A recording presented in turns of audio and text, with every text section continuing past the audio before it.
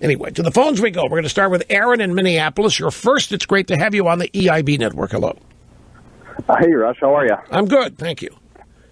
Good. Say real quick, I thought the Huffington Post, or it might have been the New York Times, said a few months back that they weren't even going to cover anything related to Donald Trump in his presidential race here. And I think the tides have turned a little bit. This is neither for or against Donald Trump, but a little confused at how they went back on that. Yeah, that was the Huffington Post that said they were going to stop covering Trump as news, that Trump wasn't news. They might still be covering him as gossip or some such thing. But have they started covering him again? Is that your point? I believe so. Correct. Yes. And so you think the thrust of your question is, what good is the pledge? It didn't hold up. Trump has even forced their hand. Is that your point? Exactly. I mean, at the end of the day, it sounds like it's anything for an extra dollar or two to help him out.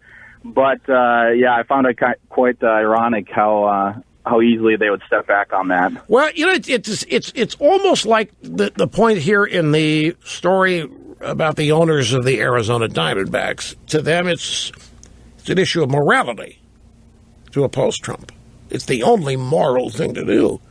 You can't be a good Republican. You can't be a good fundraiser. You can't have donated to Bush or any of this, and at the same time unify around Trump. That's just totally immoral. And I'm sure the Huffington Post, I mean, they were trying to score points with their readership, and they might say that theirs was a moral stand, too. This guy's a reprobate. We're not going to help and join the chorus of people giving him free media, but it didn't last, is the point. Aaron, thank you much. And we have a brief, obscene profit timeout back after this. Okay, so here you go. The Huffington Post suspended coverage of Trump back in July, and they resumed on December 7th.